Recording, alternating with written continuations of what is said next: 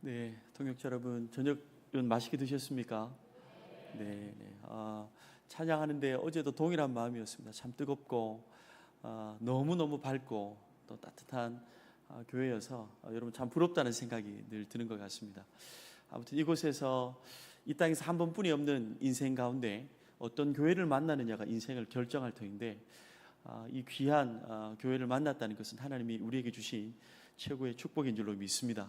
그래서 이곳에서 정말 세상 사람들과 똑같이 무엇을 먹을까 입을까 마실까 고민하며 사는 것은 세상 사람들과 똑같지 않습니까? 그러나 복음을 경험하고 천국을 소유한 우리가 다르게 주를 위해서 어떻게 인생을 올인할 것인가 위대한 고민하며 사시는 여러분들이 되었으면 좋겠습니다.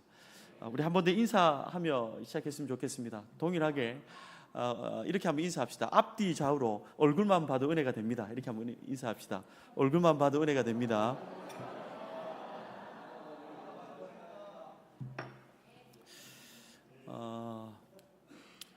동역자 여러분, 어제 제가 집에 돌아가면서 회개하는 마음으로 갔습니다. 하나님, 너무 길었습니다. 너무 길었습니다. 하나님, 오늘 다시 보내주시면, 성도님들 보내주시면 최대한 한번 당겨보겠습니다. 하나님, 저의 회개의 기도를 들으시고 또 이렇게 많은 분들 보내주셔가지고 얼마나 감사한지 모르겠습니다. 동역자 여러분, 수영로 공동체는 한 달에 한 번씩 목회자들을 대상으로 목회에 꼭 필요한 강의들을 하고 있습니다. 한 달에 한 번씩 하고 있는데 2021년도 10월 달에 데이비드 플랫 목사님을 모셨습니다. 미국에서 모셔와서 맥클린 바이블 처치에 담임하고 있는 목사님을 모셨습니다. 그런데 그분께서 첫 멘트로 친구 선교사 이야기를 냈습니다. 친구 선교사 이야기가 저의 뇌리 속에 박혔습니다. 어떤 이야기를 했냐면요, 복음에 굉장히 뜨거운 열정을 가진 친구 선교사입니다. 사복음서를 가지고 광장에서 늘 이 성경책을 나눠 주었어요. 사복음서를 들고 성경을 계속해서 나누어 주었습니다. 그날도 광장에 가서 성경을 나누고 있는데요, 어떤 한 사람이 저 광장 끝에서 계속해서 성경을 나누어 주고 있는 이 선교사님을 주목하고 있는 거예요. 그리고 선교사님에게 받아간 그 성경책을 받은 사람들에게 가서 뭐라고 대화를 한 다음에 또 선교사님을 이렇게 주목하고 있었습니다. 그리고 한참 있다가 지켜본 그 사람이 선교사님에게 와서 이렇게 이야기했어요. 그 성경책을 한 권 저기 줄 수 있습니까? 그런데 이분은 도무지 성경을 읽을 것 같지 않은 사람이었습니다. 선교사님이 이 성경책을 주려고 하자 그가 이렇게 이야기했습니다. 성경을 달라고 하는 이유가 있습니다. 제가 성경을 받아가는 분들을 보니까 이 성경은 자신이 그렇게 좋아하던 이 담배를 말아 피는데 너무 종이가 적합하게 보인다는 거예요. 그래서 성경을 달라는 거예요. 선교사님이 기가 막혔습니다. 아니, 담배를 피는데 그냥 안 피고 성경을 찢어가지고 말아서 피면 너무너무 좋은 이 재질을 갖더래요. 그래서 선교사님이 성경 하나님, 이 성경을 주어야 됩니까 말아야 됩니까? 그렇게 고민하다가 조건을 걸었습니다. 조건을. 그러면 담배에 말아 피기 전에 성경을 반드시 다 읽고 말아서 피십시오. 여러분, 이건 실화였습니다. 그래서 그렇게 하겠냐고 하니까 그렇게 하겠대요. 그래서 사복음서를 주었습니다. 읽고 난 다음에 그 선교사님은 늘 그 광장에서 성경책을 나누어 주었습니다. 몇 달이 지난 후에 그때 담배에 말아 피겠다고 성경을 가지고 간 사람이 선교사님에게 달려왔습니다. 그리고 갑자기 무릎을 꿇는 거예요. 그리고 선교사님에게 이렇게 이야기했습니다. 선교사님, 예수 그리스도에 대해서 저에게 이야기해 주십시오. 그리고 예수님을 어떻게 하면 경험하는지 말씀해 주시고 저를 위해서 지금 이 순간 기도를 해 주십시오. 그렇게 이야기하는 거예요. 그래서 선교사님이 어떤 일이 있었는지를 물어봤습니다. 그랬더니만 정말 선교사님과 약속을 지키기 위해서 마태복음을 읽고 찢어서 담배를 말아 피웠습니다. 역시나 맛이 있었다고 합니다. 마태복음 2장을 다 읽고 찢어서 피웠습니다.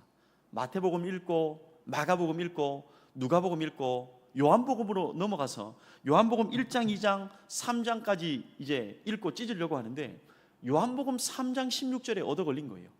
하나님이 세상을 이처럼 사랑하사 독생자를 주셨으니 이는 그를 믿는 자마다 멸망치 않고, 그 본문 앞에 멈춰지더라는 겁니다. 그래서 이 본문을 찢지 못하고 선교사님에게 성경책을 가지고 와서 무릎을 꿇고 예수 그리스도에 대해서 알려달라고 이야기했습니다. 그래서 선교사님께서 예수 그리스도가 어떤 분인지 말씀해 주시고, 그것이 끝나자마자 영접 기도를 하고 싶다는 그 고백에 그 광장에서 기도를 해 주었다고 합니다. 믿음의 동역자 여러분, 말씀은 힘이 있습니다. 살아계신 하나님의 말씀은요, 살아계신 하나님의 말씀은 우리가 상상할 수 없는 강력한 힘과 능력이 있다는 것을 기억하셔야 합니다. 그래서 우리는 하나님의 말씀을 읽고 또 읽어야 합니다. 아니요, 읽고 읽는 것보다 읽어내고 또 읽어내야 합니다. 습관처럼 하나님의 말씀은 읽어내야 합니다. 왜요? 하나님의 말씀은 우리가 상상할 수도 없는 능력이 있기 때문입니다. 그래서 저희 공동체에 목회자들이 있는데요, 목회자들에게 한번 물어본 적이 있었습니다. 당신은 언제 예수 그리스도를 만났는가? 예수 그리스도를 만났는가? 대부분의 교육자들이요, 절대로 가고 싶지 않은 수련회 때 갔다가 가기 싫어서 등 뛰밀려서 갔는데 하나님의 말씀 한 번에 얻어 걸려가지고 목회의 길을 가는 사람들이 대부분이었습니다. 하나님의 말씀은 타락한 인간의 어떤 힘과 능력과 비교할 수 없을 만큼 우리를 압도하는 힘이 있습니다. 그래서 습관처럼 하나님의 말씀을 펼쳐내야 하고요, 하나님의 말씀을 습관처럼 읽어낼 때 놀라운 하나님의 은혜가 우리를 압도할 것입니다. 그런데 동역자 여러분, 성경은 능력이 있다는 것은 우리가 압니다. 정답이라는 것도 알고 있습니다. 근데 문제는 성경을 읽을 때 쉽지 않은 곳이 있습니다. 저는 개인적으로 두 곳이 있습니다. 성경을 읽을 때 쉽지 않은 곳이 딱 두 군데가 있어요. 많겠지만 그 중에서도 구약의 한 곳은 창세기 5장입니다.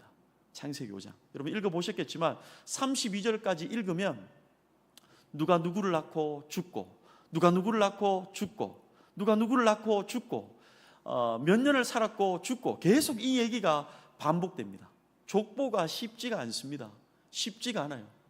그래서 잠이 안 오시는 분은요, 집에서 창세기 5장 읽다가 잘 잘 수 있습니다. 계속해서 족보가 반복되기 때문입니다.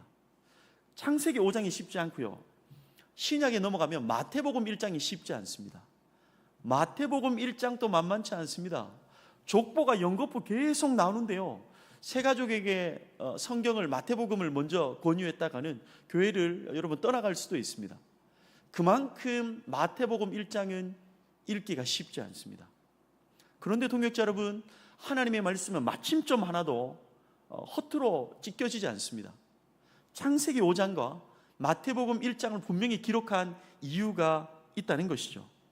그래서 우리는 오늘 이 시간 하나님께서 정말 따분하게 기록한 이 말씀의 의미를 한번 살펴봤으면 좋겠어요. 오늘 본문은 아담의 족보를 동역자 여러분 이야기합니다. 그냥 족보가 아니라 동역자 여러분 따분한 족보입니다. 1절을 한번 다 같이 한번 볼까요? 창세기 5장 1절을 다 같이 한번 읽어봤으면 좋겠습니다. 한번 읽어볼게요. 시작.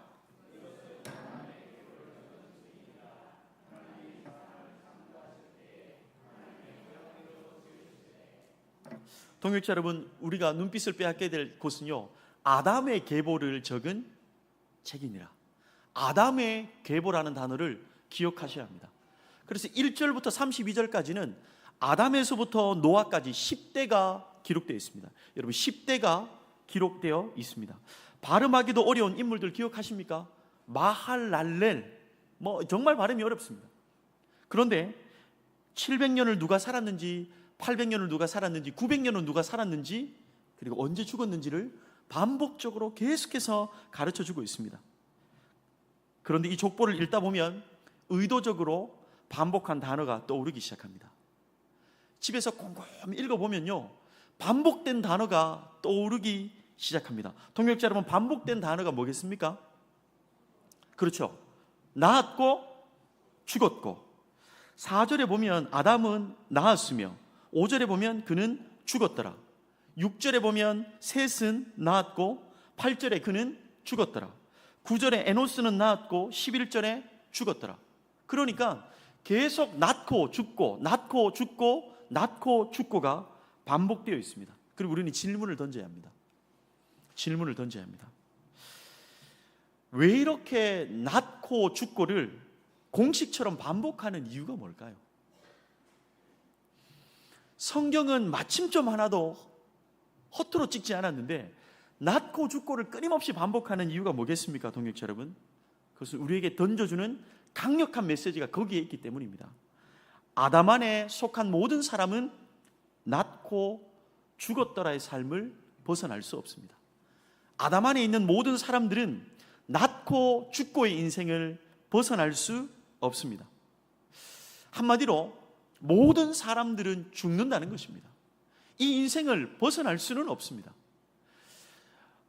에콰도르에 벨라 몬토야라는 간호사 중에 간호사가 있었습니다. 벨라 몬토야라는. 그런데 2023년도에 월드뉴스에 그의 인생이 보도가 되었어요. 2023년도에. 왜 보도가 되었냐면요, 그가 간호사를 가르치는 간호사였거든요. 근데 갑자기 뇌졸중으로 쓰러져서 심정지 상태로 갑자기 죽음을 맞이했습니다. 물론 70에 가까운 나이는 맞았습니다. 그런데 너무 갑자기 죽은 거예요. 그래서 관 안에 놓고 자녀들이 함께 모여서 이제 그 장례를 치르고 있는데, 막내 아들과 어머니의 관계가 아주 좋았는데요, 자꾸만 막내 아들이 관 속에서 이상한 소리가 난다는 거예요. 관 속에서 자꾸만 이상한 소리가 난다는 거예요. 그래서 이 가족들이 그냥 장례를 잘 치르자 이렇게 얘기했는데, 결국에 막내 아들이 관을 한번 열어보자고 이야기한 거예요. 관을 열어보자. 근데 자꾸만 소리가 난다는 거예요. 여러분, 드디어 막내 아들의 청에 못 이겨서 가족들이 어머니의, 벨라몬토야 어머니의 이 관을 열었습니다. 어떻게 되었을까요? 여러분, 어머니가 그 안에서 숨을 헐떡이면서 살아 있었습니다. 분명히 병원에서는요, 사망 진단서를 딱 내리고 천으로 덮었습니다. 사망 진단서가 나왔는데 관 안에 들어가서 다시 호흡이 일어나기 시작했고, 그 뚜껑을 열어보니까 여러분 산 거예요. 월드뉴스에 나온 이 뉴스를 사진을 한번 볼까요? 실제 사진인데요, 벨라 몬토야가 관 안에서 있을 때 숨을 헐떡이며 살아있던 모습이 이 뉴스로 보도되었습니다. 그래서 어떻게 했냐면 응급실로 옮겼고요, 응급실에서 산소호흡기를 꽂고 있다가 이제 호흡기를 떼고 일반 병실로 올라갔습니다. 가족들이 뭐라고 외친 줄 아세요? 어머니가 살았다, 어머니가 살았습니다. 여러분, 일반 병실에 2주 있다가 다시 죽음을 맞이했습니다. 2주 있다가 다시 죽음을 맞이했습니다. 여러분, 살았다가 아니죠. 우리는 병에 걸렸다가, 질병에 걸렸다가 수술을 다 하고 나면 살았다, 살았습니다 이렇게 이야기하지만, 엄밀히 따지면 산 게 아니라 생명이 조금 연장되었습니다. 연장된 거지 엄밀히 말하자면 산 것은 아닙니다. 사람이라면 모두 죽음의 범주 안에 들어갑니다. 생명을 연장하던, 생명을 살리던 의사도 죽고, 사형을 언도하던 판사도 죽습니다. 생명을 잉태하던 어미도 죽고요, 강대상에 서서 부활을 설교하는 목사도 죽습니다. 100세 시대 하면 희망의 소리가 들리는 듯 하지만 어제도 오늘도 내일도 사람들은 죽습니다. 출생신고증이 있다면 누구나 다 사망진단서가 있습니다. 죽음은 어떤 특징이 있습니까? 아무도 건너뛰지 않습니다. 그런데 현대는 죽음이 멀어져 보입니다. 왜 죽음이 자꾸만 멀어져 보입니까?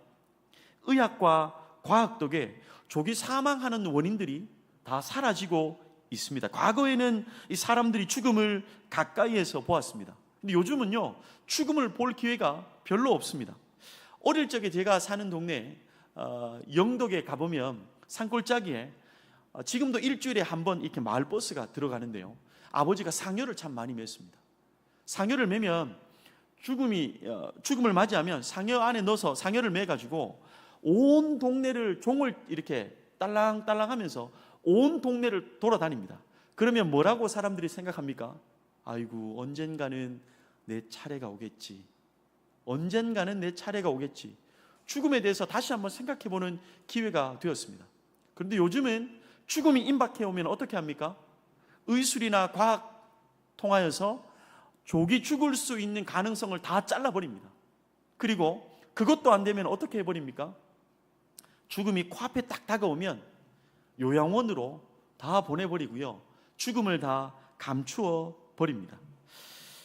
현대사회는 죽음을 가려서 죽음으로부터 자유한 것처럼 분장하고 있습니다. 그러나 분명한 것은 죽음은 우리를 집요하게 반드시 기필코 쫓아옵니다.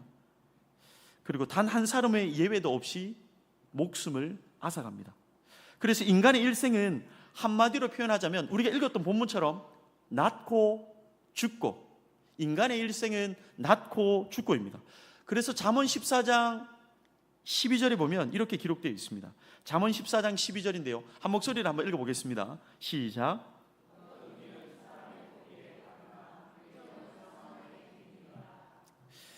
필경은 사망의 길이다. 반드시 죽음을 맞이한다는 거죠. 그러나 우리는 전적 타락한 존재입니다. 성경에 보면 지정의가 우리는 전부 다 타락했습니다. 그렇기 때문에 우리는 여전히 착각하며 살아가고 있습니다.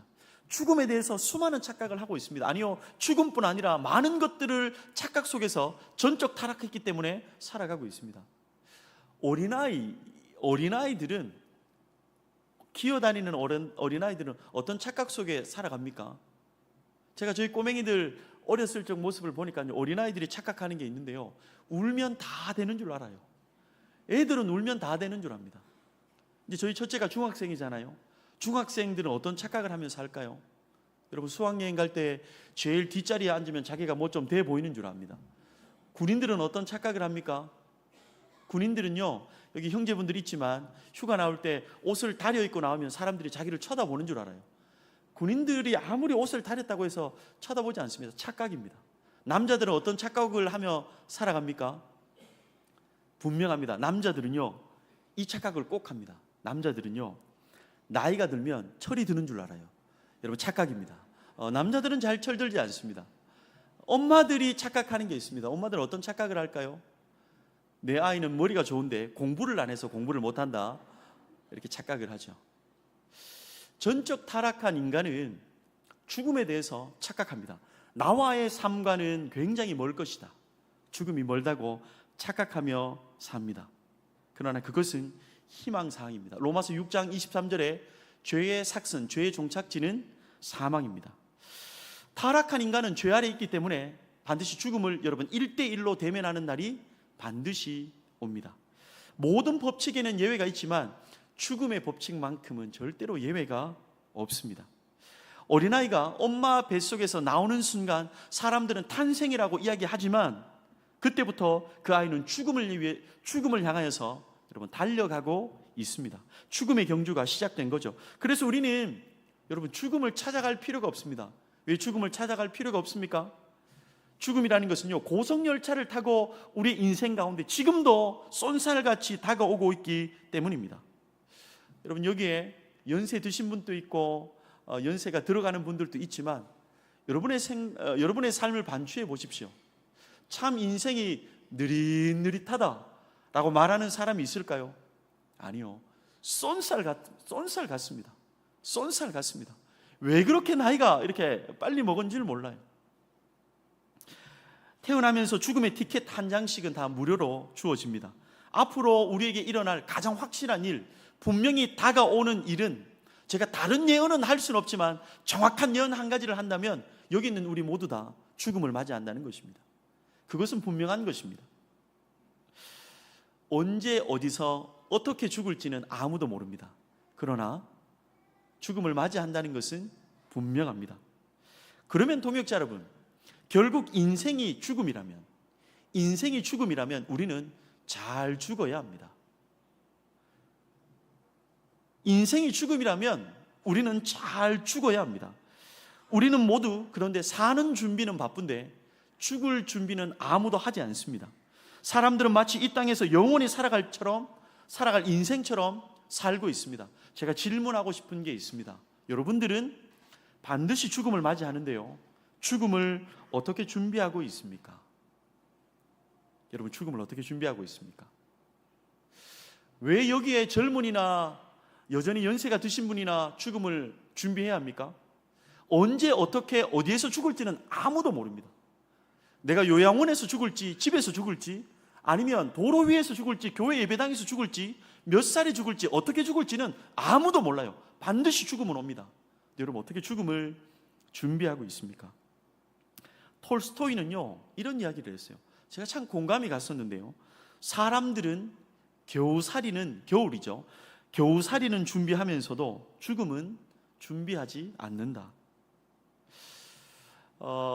여러분, TV 프로그램 중에 놀면 뭐하니라는 TV 프로그램을 아세요? 유재석 씨가 나온 TV 프로그램인데요, 요즘에도 하는지는 모르겠습니다. 놀면 뭐하니라는 프로그램이 있는데요, 가족들과 언제 봤냐면 명절 때 한번 봤어요. 명절 때 같이 모여서 봤는데 그때 어떤 내용이었냐면요, 아직도 생생하게 기억납니다. 유재석 씨와 김용명 씨라는 코미디언이 있습니다.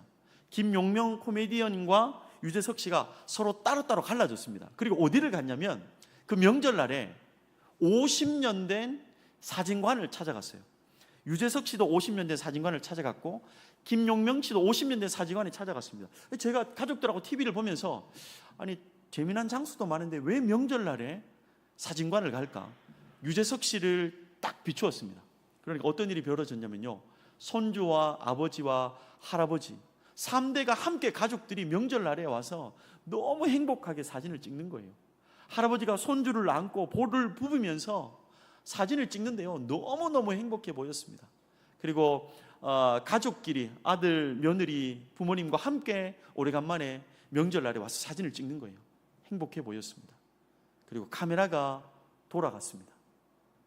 코미디언 김용명 씨로 돌아갔는데요, 82세 된 할아버지가 넥타이를 메고 정장을 딱 차려입고 50년 된 사진관에 혼자 딱 앉는 거예요. 그래서 김용명 씨가 너무 놀랐습니다. 아버지, 왜 혼자 왔어요? 왜 사진관에 혼자 왔어요? 이렇게 이야기했습니다. 그러자 82세 된 정장을 딱 차려입고 머리에 기름을 칠한 할아버지가 이렇게 얘기했습니다. 나 영정사진 찍으러 왔어. 나 영정사진 찍으러 왔어. 그러자 김용명 코미디언이 이렇게 얘기했습니다. 아버지, 요즘 100세 시대인데 왜 이렇게 일찍 오셨어요? 그러니까 할아버지가 이렇게 대답했습니다. 늙으면 가야지. 소식이 온 것 같아. 이제 죽을 준비를 해야 해. 나 전립선 암이래. 식구들 고생 안 시키려고 미리 준비 중이야. 전립선 말기래요. 그래서 식구들 고생 안 시키려고 명절에 혼자 정장 입고 사진을 찍으러 왔다는 것입니다. 그런데 여러분, 제 가슴을 친 문장이 그 다음 문장이었습니다. 이렇게 이야기했어요. 그런데 조금 서글프고 무섭네. 그런데 조금 서글프고 무섭네. 그러면서 할아버지가 우시는 거예요. 여러분, 저 할아버지입니다. 저 할아버지가 우시는 거예요. 그러면서 코미디언이니까요, 옆에서 분위기를 막 띄우면서 아버지, 저하고 사진 먼저 찍어요. 그래서 코미디언과 사진도 찍고 영정 사진도 찍었습니다.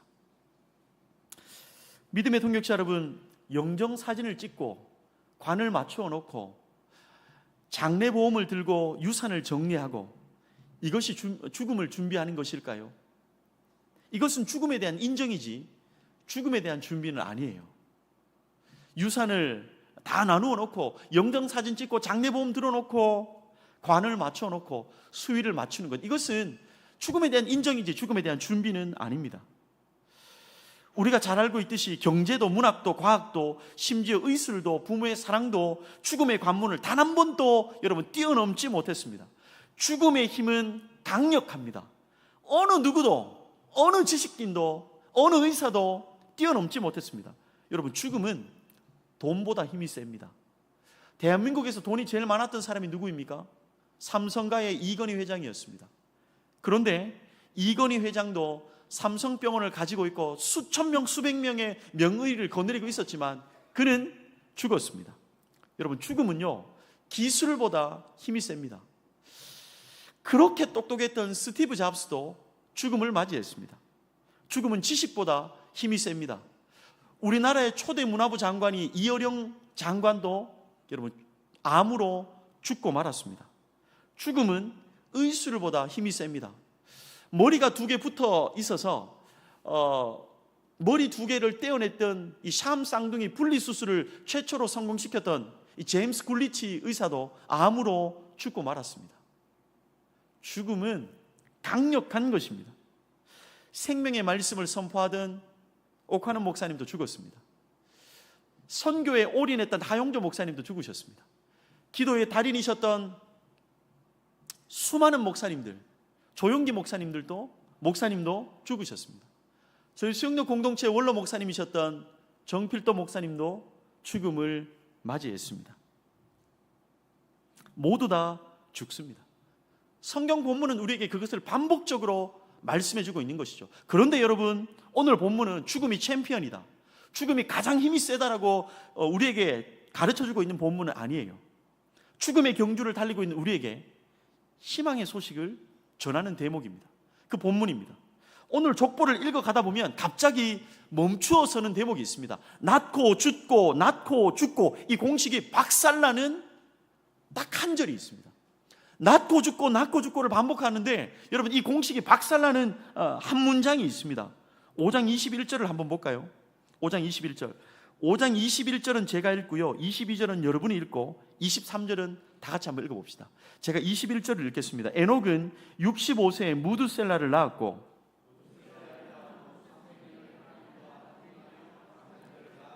다 같이 읽겠습니다. 그는 365세를 살았더라. 여러분, 낳고 죽고 낳고 죽고가 이 창세기 5장에서 다 반복되는데 23절에 살았더라가 갑자기 튀어나오는 거예요. 여러분, 낳았더라 다음에 죽었더라가 나와야 합니다. 그런데 낳았더라 다음에 딱 23절 한 절에 살았더라가 유일하게 등장합니다. 죽었더라가 없습니다. 모든 공식을 깬 사람은 누구입니까? 에녹입니다. 그의 삶은 낳고 죽고가 아니라 낳고로 끝나는 게 아니라 낳고 살았더라로 끝이 납니다. 낳고 죽고가 아니라 여러분, 낳고 살았더라로 성경은 끝이 납니다. 그에게는 사망 진단서가 없습니다. 여러분, 왜 사망 진단서가 없을까요? 24절은 그 유일한 이유입니다. 24절을 다 같이 한번 읽어보겠습니다. 읽어볼게요. 시작. 에녹이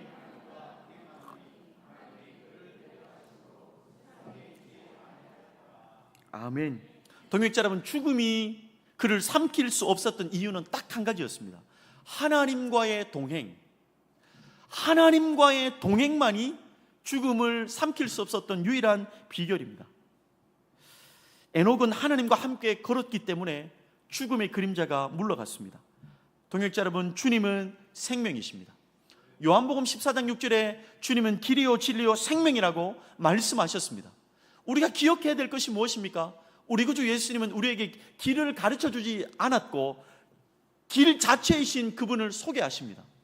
주님은 언제나 생명 얻는 법을 우리에게 말씀해 주시는 분이 아니라 생명 자체이신 당신을 우리에게 알려주실 뿐입니다. 그래서 죽음과 생명은 공존할 수 없습니다. 여러분, 어둠과 빛은 공존이 안 되죠. 침묵과 소리와 고요함은 함께 할 수 없습니다. 생명이신 주님과 함께하는 순간 사망은 박살나는 줄로 믿습니다. 우리의 죽음을 예수 그리스도의 죽음으로 죽여버리셨습니다. 여러분, 이것을 기억하셔야 합니다. 우리의 죽음을 예수 그리스도의 죽음으로 죽여버리셨습니다. 그래서 죽음을 삼키는 방법은 예수 그리스도와 동행하는 것뿐입니다. 하나님은 에녹도 데리고 가셨지만 그의 죽음도 데려가셨습니다. 그래서 히브리서 11장 5절에 분명하게 기록하고 있습니다.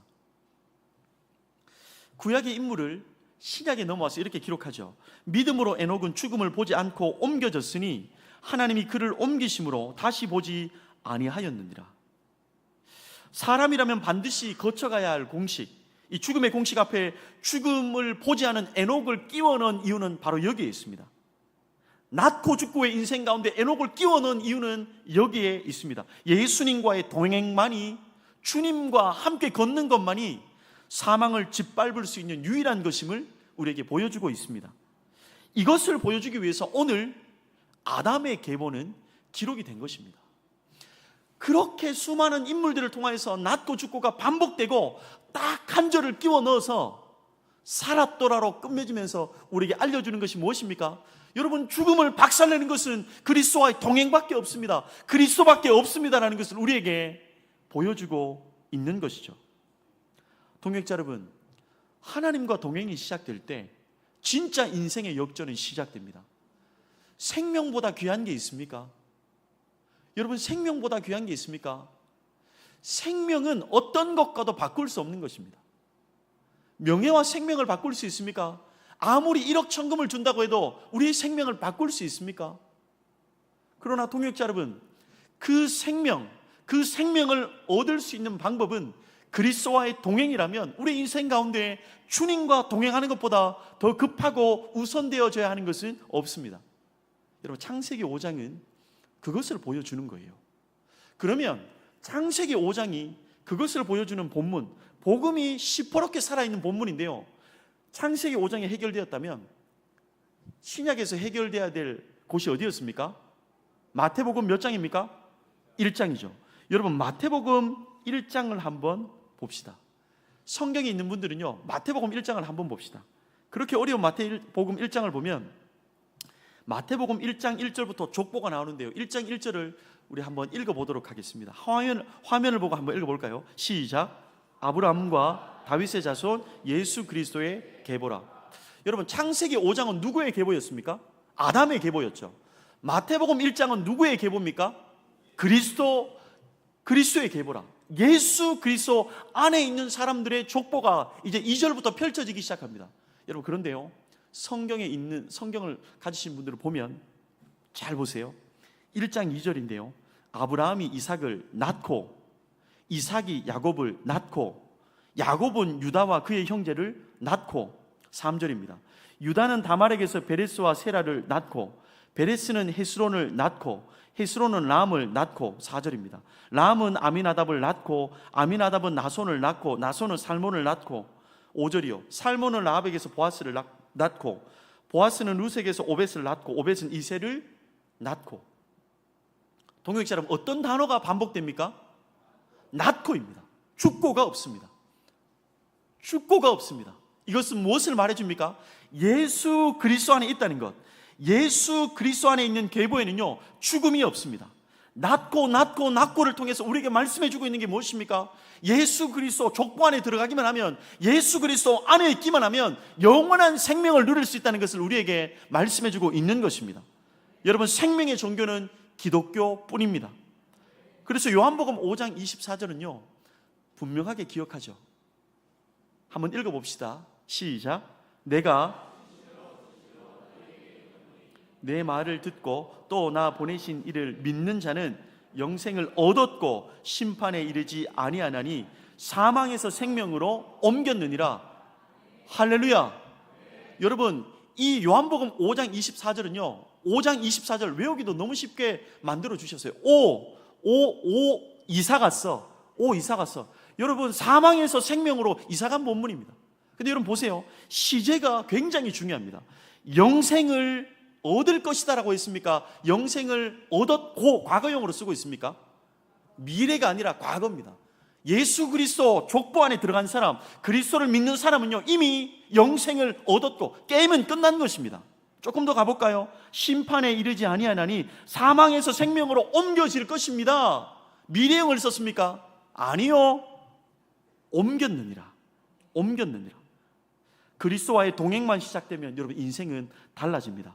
사망을 생명으로 뒤집을 수 있습니다. 죽음을 영생으로, 슬픔을 기쁨으로, 절망을 소망으로 바꾸는 것은 예수 그리스도 가문 안으로 들어가는 것입니다. 그래서 제가 곰곰이 생각한 이 사자성어를 하나 만든 게 있는데요, 여러분 이열치열이라는 단어 알죠? 이열치열. 오늘 우리 목사님과 장로님께서 너무 맛있는 집에 가서 많은 음식들이 있었지만 그 중에 하나가 이렇게 삼계탕이 나왔습니다. 얼마나 맛있었는지 몰라요. 더운 여름날 삼계탕을 먹는 이유가 뭡니까? 열로서 열을 이기는 거죠. 이열치열, 열로서 열을 이긴다. 이열치열이잖아요. 제가 이 단어를 꼼꼼하게 묵상하면서 이사치사라는 단어가 생각났습니다. 이사치사, 어떤 의미일까요? 죽음으로써 죽음을 이긴다.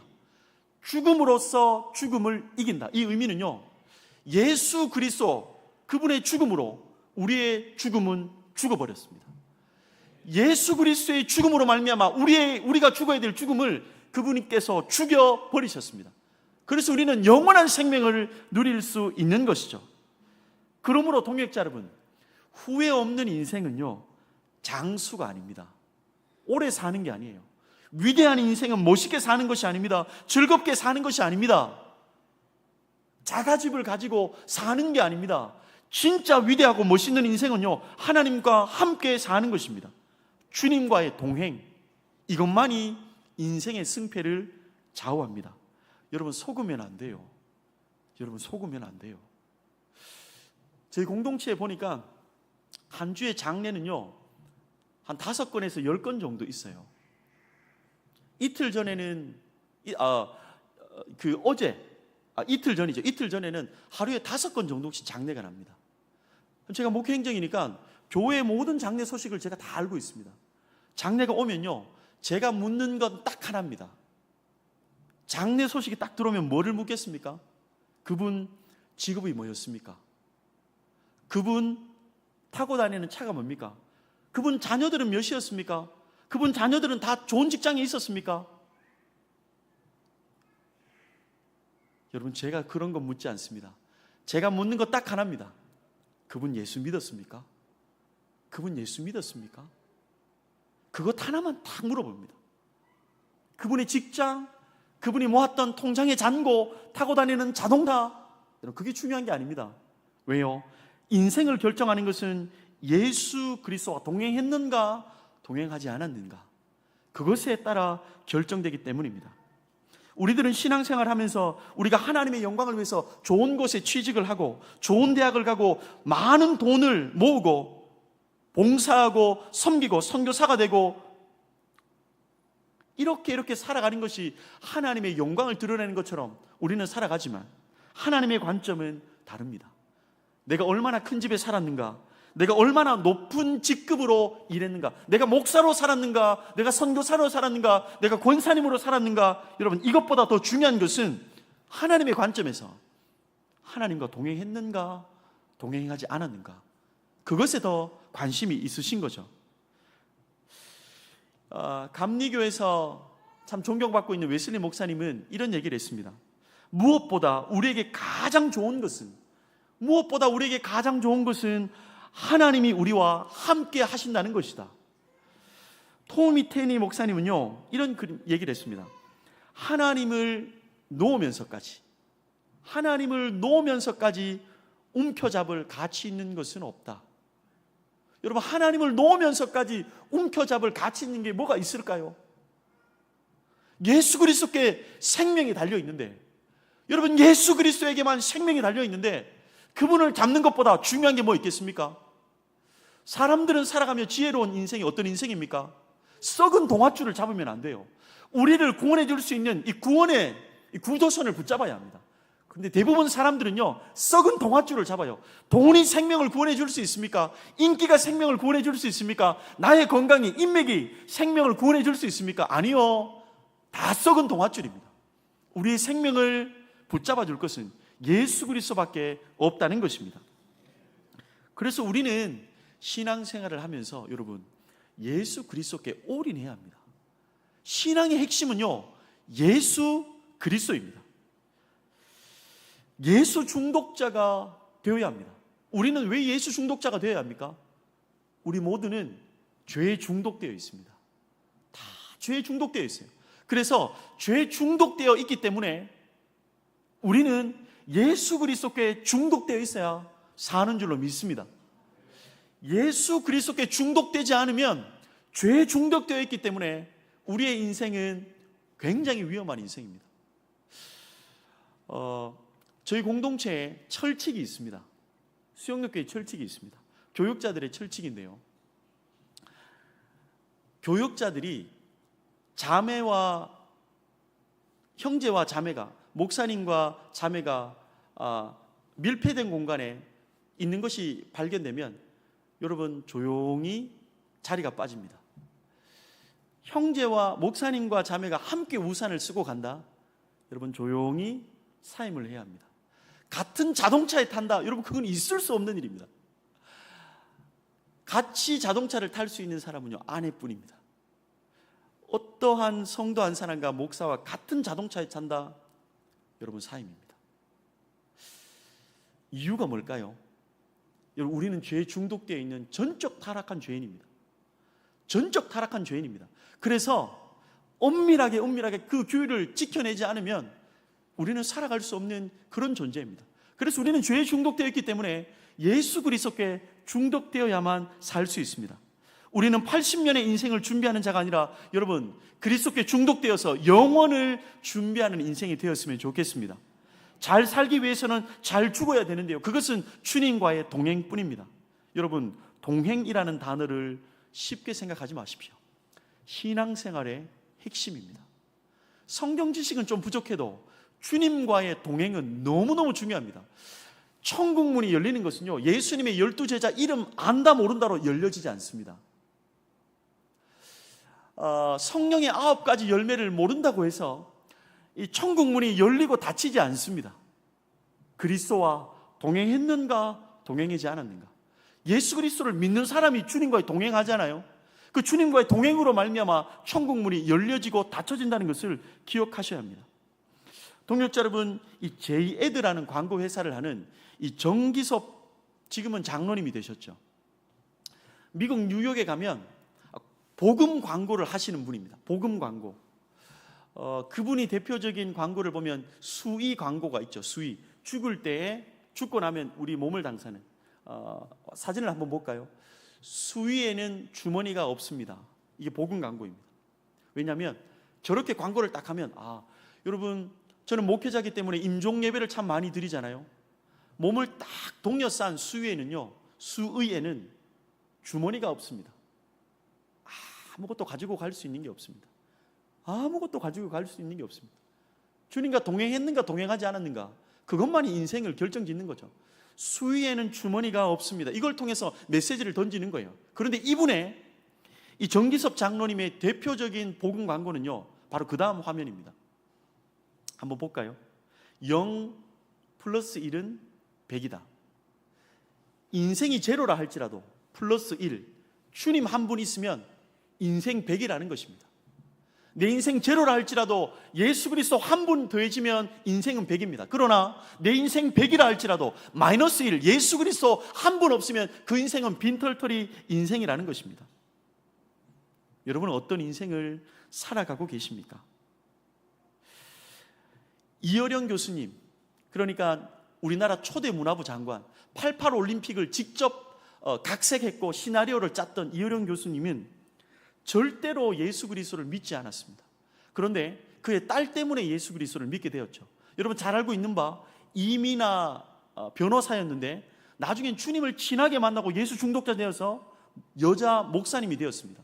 근데 이민아 목사님이 암에 걸린 거예요. 암에 걸렸습니다. 그런데 암에 걸렸으면 슬퍼하고 짜증내고 힘들어야 되는데 언제나 기쁨이 있는 거예요. 언제나 영원한 천국에 갈 생각에 마지막까지 집회하시고 마지막까지 예수 그리스도의 동행이 얼마나 힘이 강한가, 죽음을 짓밟는 게 주님과의 동행이라는 것을 선포하면서 살았습니다. 그리고 천국을 갔어요. 그 모습을 이어령 장관이, 교수님이 봤어요. 그러면서 그가 암이 찾아왔습니다. 그런데 예수를 왜 믿었습니까? 곰곰이 생각해 보니까요, 딸이 암에 걸렸지만 주님과 동행함으로 말미암아 기쁨을 가지고 천국 소망하며 멋지게 살아가는 모습을 보았습니다. 그래서 그는 나중에 이렇게 이야기했습니다. 크리스찬 투데이 인터뷰인데요, 나는 지금 암을 지나가고 있습니다. 어떤 약도 먹고 있지 않고 어떤 치료도 하고 있지 않습니다. 그냥 암과 함께 지내고 있죠. 먼저 천국 간 우리의 딸 이미나 목사는 이 싸움을 훌륭하게 해냈습니다. 우리 딸은 암을 두려워하지 않았습니다. 죽음이 우리 딸을 정복하지 못했습니다. 여러분, 그 다음이 중요합니다. 내 딸 이미나 목사를 기억하는 사람은 이미나 목사가 말라서 처절하게 죽어가는 모습이 아니라 하나님의 신부로 빛나는 얼굴로 생을 마감한 것을 기억할 겁니다. 하나님과 함께하는 내 딸의 얼굴을 보았기 때문에 영원히 사는 사람처럼 나도 지금 살고 있습니다. 여러분, 주님과의 동행을 선택하는 순간 영원을 사는 인생입니다. 여러분, 인생의 마지막 시점이 반드시 올 것입니다. 제가 수많은 임종 예배를 드리며 공통점을 발견했습니다. 인간은 마지막 지점이 오는데요, 부산시장이든 대통령이든 목사님이든 장로님이든 권사님이든 상관없이 인간의 마지막은요, 병원에서 입으라고 주는 병원복 한 벌과 숨쉬라고 끼워주는 콧줄이 전부입니다. 병원복 한 벌과 숨쉬라고 끼워주는 콧줄이 전부입니다. 여러분, 그 인생의 마지막 지점에 우리는 반드시 올 것인데, 여러분 무엇을 선택하시겠습니까? 여러분 무엇을 선택하시겠습니까? 저는 누가 뭐래도 예수 그리스도를 선택하겠습니다. 왜요? 주님밖에 없으니까요. 그 길이 정답이니까요. 예수 그리스도와 동행하지 않으면 우리는 아무리 많이 가지고 있어도 여러분 빈털털입니다. 예수 그리스도와 동행하지 않으면 아무리 높은 곳에 지위를 가지고 있다 해도 그 인생은 추락한 인생입니다. 예수 그리스도와 동행하지 않으면 아무리 잘 웃는다 해도 여러분 그 웃음은 가짜입니다. 지옥 같은 인생입니다. 죄인에게 필요한 것은, 아니요, 더 정확하게 얘기해 볼까요? 여기에 있는 우리에게 필요한 것은 예수 그리스도입니다. 다른 것이 필요한 것이 아니라 주님이 필요합니다. 주님만이 소망인 줄로 믿습니다. 그래서 우리의 당당한 고백은요, 주님 예수면 충분하다는 것입니다. 예수면 충분합니다. 마태복음 1장 21절은 선명하게 고백하죠. 마태복음 1장 21절을 한번 읽어봅시다. 아들을 낳으리니 이름을 예수라 하라.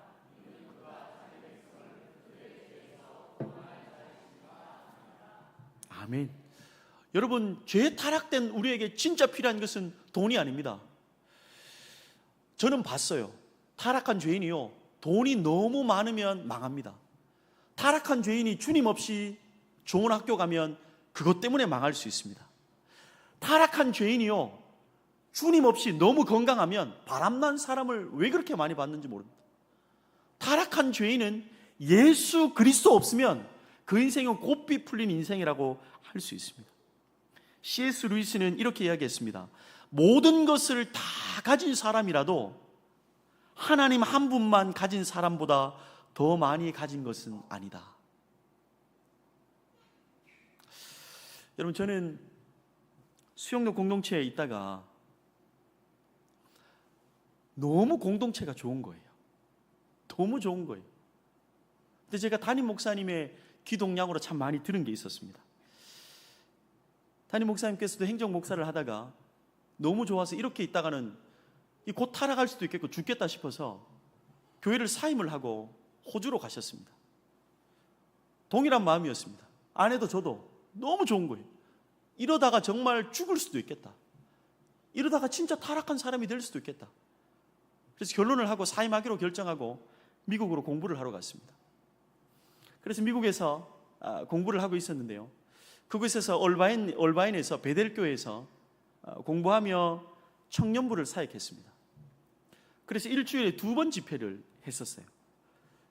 목요일은 금요철야처럼 집회를 했고요, 주일에는 청년들이 다 모여서 같이 집회를 했습니다. 얼바인의 유학원 이 학생들은 대부분 교수를 준비하거나 공부를 내놓으라는 친구들이 왔습니다. 그곳에서 뜨겁게 예배를 하고 목요일에 오는 친구들과 주일에 오는 친구들은 다릅니다. 목요일 날 오는 친구들은요, 여러분 여기 부흥에 온 분들처럼 교회의 핵심들입니다. 아주 불덩어리들이 오는 거죠. 교회의 기둥 같은 일꾼들이 오는 것입니다. 그래서 함께 모여서 우리가 예배를 드리고 집으로 다 보냈는데요, 금요일이 되어서 아침에 청년 사역자들과 카페에서 회의를 하고 있는데 교회에서 야단이 난 거예요. 이 목사 빨리 들어오라는 거예요. 빨리 들어오라는 거예요. 청년 사역자들을 챙겨서 제가 교회로 들어갔습니다. 그러니까 어떤 일이 있었냐면 미국의 폴리스들이 방송국과 와서 교회 앞에서 취재를 하고 있는 거예요. 사진을 한번 볼까요? 저희 교회 마당에서 일어난 현장이 미국 이 뉴스를 통해서 보도가 되고 있었습니다. 저게 어떤 사진이 있냐면요, 차 한 대가 오는데 아주 밤늦게, 목요일 밤늦게 우리 청년들이 집회를 끝나고 집으로 가야 되는데 이제 교제하고 맛있는 걸 먹는다고 함께 타고 갔다가 차 한 대로 타고 갔다가 교회 차가 있으니까 이제 그 한 대의 차를 타고 교회로 이제 들어오는데 CCTV로 보니까 이 차가 멀리서 브레이크가 듣지를 않는 거예요. 굉장히 빠른 속도로 와서 교회를 들어오는데 브레이크가 안 들으니까 교회 앞에 있는 큰 나무가 있습니다. 거기를 들이받았습니다. 그리고 불이 났고요, 3명이 즉사했습니다. 그리고 1명이 몸에 불이 붙어서 튀어나왔어요. 3명이 죽었고 1명이 몸에 불이 붙어서 나왔습니다. 그게 CCTV에 있는 거예요. 여러분, 교회가 난리가 났습니다. 교회가 난리가 났습니다. 청년 3명을 잃었습니다. 예배당에 온 성도들이 모여서 함께 눈물의 장례식을 우리가 치렀습니다. 근데 그때 아들을 먼저 보낸 아버지가 마지막 장례식 때 인사 순서가 있었습니다. 집사님이 나오셔서 이렇게 이야기했습니다. 여러분, 바쁘신 와중에 제 아들의 장례에 와주셔서 너무너무 감사합니다. 허리를 90도 이상으로 굽혀서 인사를 하셨습니다. 그리고 이렇게 말씀하셨습니다. 여러분, 제 아들의 죽음이 헛되지 않게 여러분들이 도와주십시오. 여러분, 예수 그리스도를 믿으십시오. 여러분, 예수 그리스도를 진짜 믿으십시오. 여러분, 예수 그리스도를 믿어야 삽니다. 예수 그리스도를 붙잡아야 살아갈 수 있습니다. 여러분, 이 세상을 살아가며 그리스도밖에 소망이 없습니다. 예수 그리스도를 붙잡으십시오. 제발 예수 그리스도를 붙잡으십시오. 여러분, 아버지의 고백이요, 고장난 테이프를 반복해서 틀어놓은 것처럼 계속해서 예수 그리스도를 믿으십시오. 여러분, 교회를 다니는 게 중요한 게 아니라 예수 그리스도를 믿으십시오. 예배당에 앉아있는 게 중요한 게 아니라 예수 그리스도를 믿으십시오. 그 아버지가요, 그 고백만 외쳤습니다. 아버지의 유일한 소망이 무엇이었습니까? 아들이 예수 믿었다는 것밖에 없습니다. 너무 우셨어요. 너무너무 우셨어요. 그러나 아버지에게 위로가 된 것은 그가 존경하던 목사님도 아니었습니다. 그가 존경하던 사랑방 식구들, 친구들도 아니었습니다. 내 아들이 예수 그리스도를 믿었다는 것, 그것 하나 그 아비에게 눈물을 닦아주는 손수건이었습니다. 그래서 그 아버지는요, 친구들이, 미국에는 장례 때 친구들이 와서 물론 시신도 다 보지만 친구들이 와서 이 친구에 대해서 자꾸만 이야기합니다. 예수 안 믿는 친구들이 있었어요. 아버지가 9명씩 5명씩 집에 데려가서 스파게티를 해주고 피자를 시켜주면서 아들은 없지만 대신 아들 삼고 싶은 친구들을 데리고 와서 자꾸 섬김을 통해서 예수 그리스도를 전했습니다. 왜요? 유일한 인생의 소망은 예수 그리스도밖에 없기 때문입니다. 동역자 여러분, 그래서 인생의 공식이 우리에게 주어져야 합니다. 굿, 최고의 인생이라 할지라도 갓, 하나님 한 분 없으면 제로입니다. 여러분, 이것을 영어로 한번 볼까요? 우리가 잘 알고 있는 영어인데요, 굿, 최고의 인생이라 할지라도 갓, 하나님 없으면요, 우리 인생은 정말 빵점짜리 인생입니다. 그러나 내 인생 빵점이라 할지라도 갓, 하나님 한 분 있으면 우리는 최고의 인생이 될 것입니다. 내려놓음의 이용규 선교사님께서 내려놓음 365 묵상에 이렇게 이야기했습니다. 환경은 그다지 문제가 되지 않는다. 내가 하나님을 소유하면 모든 것을 가진 것이다. 정말 중요한 것은 내가 어느 곳에 가 있느냐가 아니라 그곳에 하나님이 나와 함께 하시는가이다. 그래서 여러분, 우리 구주 예수님을 붙잡은 사람은요, 고린도후서 6장 10절의 인생입니다. 고린도후서 6장 10절의 말씀을 한번 읽어보도록 하겠습니다. 읽어볼까요? 시작.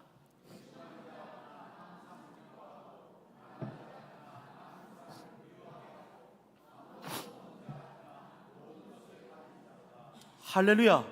여러분, 우리는 모든 것을 다 가진 존재인 줄로 믿습니다. 그리스도를 붙잡았다면요, 여러분 모든 것 잡은 자고요. 그리스도를 놓쳤다면 그 인생은 빈털터리 인생입니다. 그 영적 시각이 우리에게 있기를 소망합니다. 제가 코로나 때 교구를 담당하고 있을 때요, 여러분 동아대 병원 앞에 암센터가 있잖아요. 암센터가 있습니다. 그런데 교구 담당하고 있는 이 권사님이 임종 예배를 드려달라고 연락이 왔어요. 코로나 때 여러분 아시죠? 한창일 때는 가족들도 제한수가 있었습니다. 임종 예배를 드릴 수가 없는 거예요. 제가 발을 동동 굴렀습니다. 발을 동동 굴러서 이틀 동안 눈을 안 떴다는 거예요. 그래서 어디냐고 물어보니까 동아대학 병원의 앞에 있는 암센터래요. 그런데 여러분, 그때 제가 제자반 하고 있는 집사님이 그 암센터의 원장이었습니다. 제가 웬 하나님의 은혜입니까? 제가 집사님께 문자를 보냈습니다. 집사님, 거기에 31교구 식구에 누가 지금 권사님 임종 예배인데 코로나 검사할 테니까 집사님 한 번만 들어가게 해주십시오. 제가 선생이고 제자반 우리 집사님이었으니까 어렵지 않잖아요. 집사님이요, 안 됩니다, 이렇게 문자가 온 거예요. 안 됩니다. 제가 제자 훈련을 잘못 시켰구나. 다음 주부터 억수로 그 과제를 많이 내야 되겠다. 집사님이요, 목사님 안 됩니다.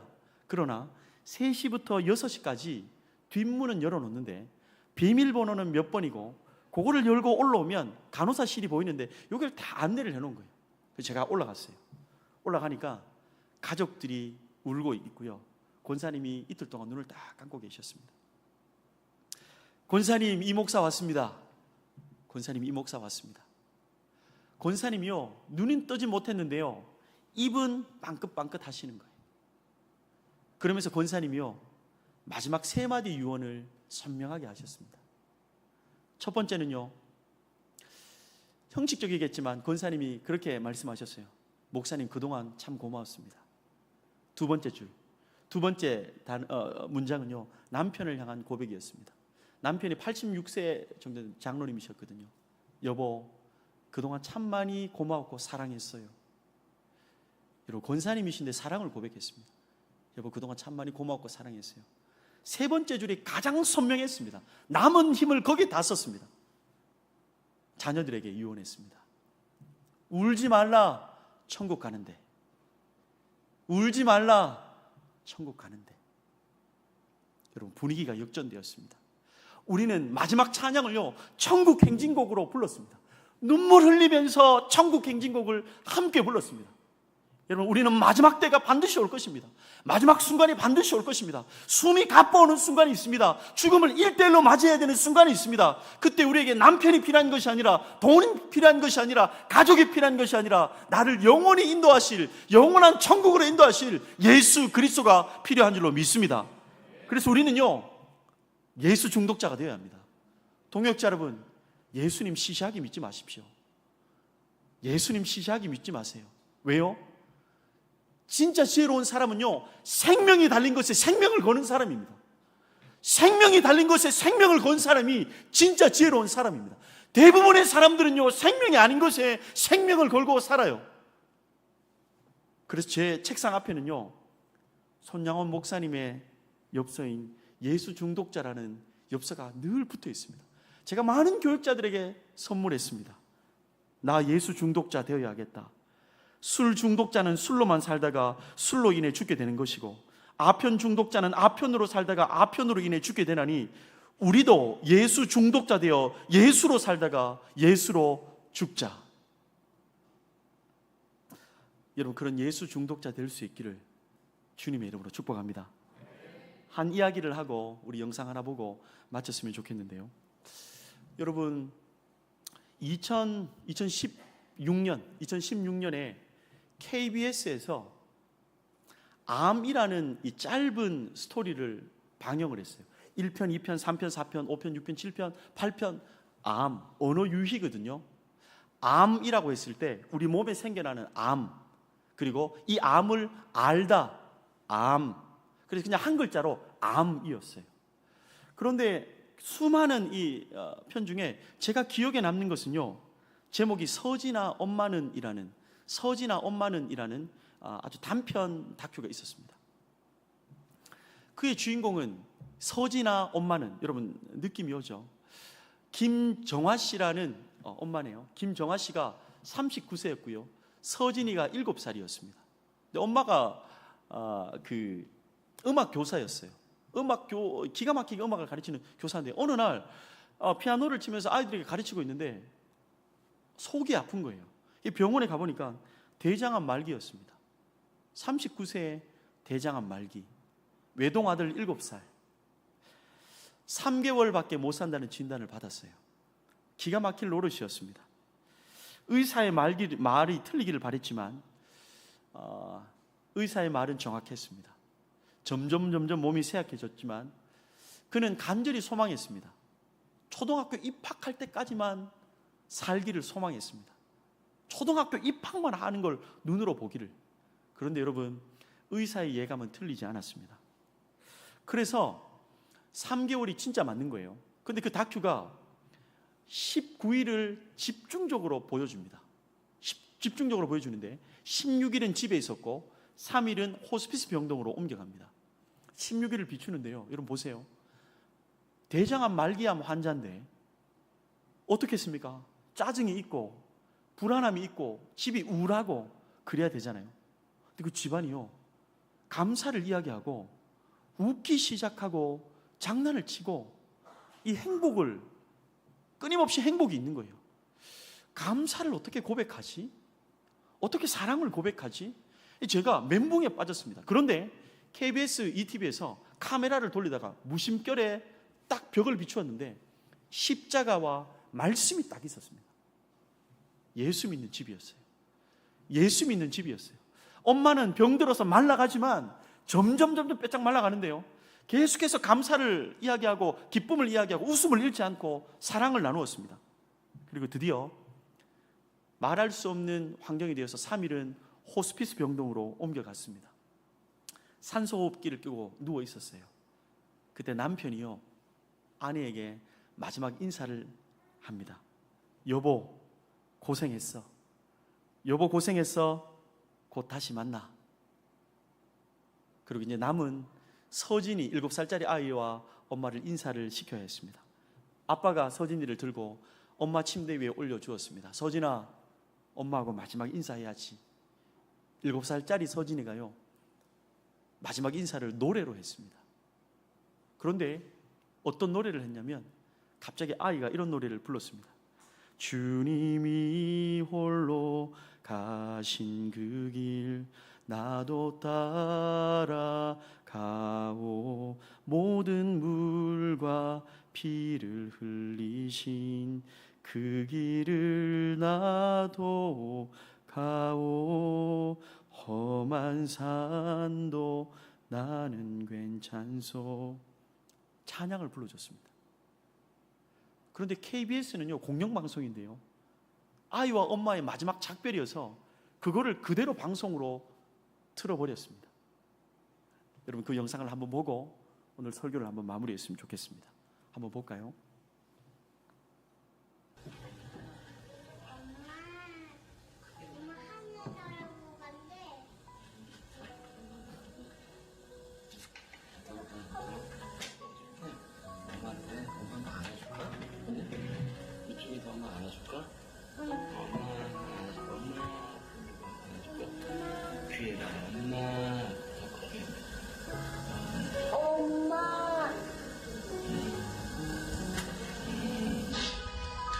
손 붙잡고 너무 찬양해 주세요.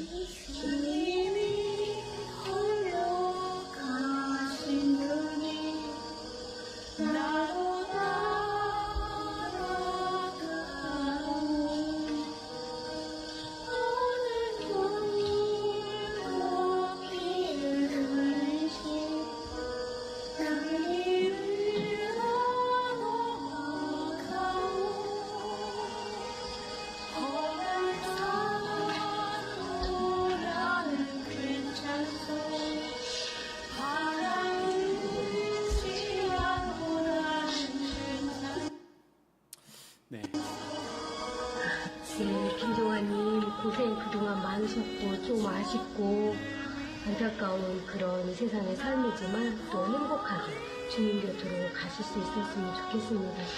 가족들과 또 나누고 싶었던 얘기 다 나누셨을 테고요.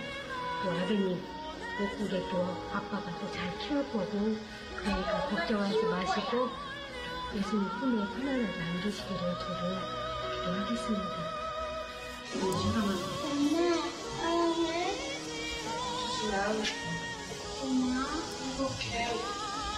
네, 요 정도 볼까요? 감사합니다.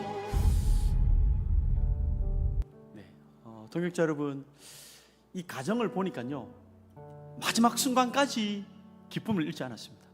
마지막 순간까지 좌절하거나 낙망하거나 죽음의 굴 속으로 파고들지 않았습니다. 이유는 뭘까요? 여러분, 예수 그리스도를 붙잡는 가정이었습니다. 예수 그리스도를 붙잡는 가정이었습니다. 인간이 단 한 번도 정복하지 못한 죽음, 그 죽음을 박살낸 원인은 무엇입니까? 여러분, 예수 그리스도입니다. 돈이 아닙니다. 여러분, 예수 그리스도입니다. 예수 그리스도를 붙잡을 때 우리는 죽음을 이기고 가장 위대한 인생을 살아갈 것입니다. 나중에 서진이가요, 엄마한테 이렇게 외쳐요. 엄마한테 외쳐요. 마지막인데요. 엄마, 주님 손 놓으면 안 돼. 엄마, 주님 손 놓으면 안 돼. 7살짜리 아이의 고백입니다. 여러분, 무엇을 잡고 믿음 생활 하시겠습니까? 여러분, 신앙생활은요, 동력자 붙잡고 하는 게 아닙니다.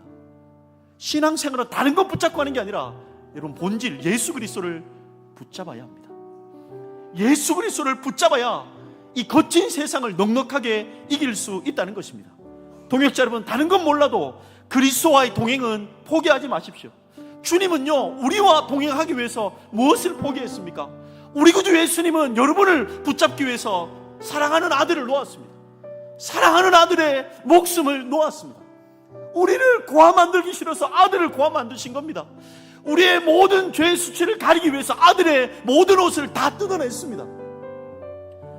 나의 하나님, 나의 하나님, 어찌하여 나를 버리십니까? 이 아들의 외침에도 왜 귀를 막았습니까? 우리의 작은 신음에도 응답하시는 그분이 왜 아들의 절규에도 소리를 막았습니까? 우리의 기도의 음성을 듣기 위해서 아들의 음성에는 귀를 막아버리셨습니다. 그래서 주님은 우리와의 동행을, 그만큼의 헌신의 대가를 치르며 우리와의 동행을 시작했습니다. 여러분, 우리 또한 주님과의 동행을 시작합시다. 여러분, 그것이 진짜 승리하는 인생입니다. 혹 행여나 믿음 생활을 하면서 다른 것에 시선이 빼앗겨진 동역자가 있습니까? 여러분, 다시 시선을 예수 그리스도께로 모으십시오. 여러분, 예수 그리스도께로 모으십시오. 그것만이 우리가 살 길입니다. 그것만이 진짜 살 길입니다, 여러분. 그래서 우리 인생 가운데 그리스도를 향한 시선이 분산되어 있다면 다시 모으는 시간이 되고, 주님을 바라보고 있었던 사람은 여전히 주님을 더 선명하게 볼 수 있기를 여러분 소망하는 여러분이 될 수 있기를 주님의 이름으로 축복합니다. 우리 한번 찬양하면서 이 시간 한번 기도했으면 좋겠습니다. 충만이라는 찬양인데요,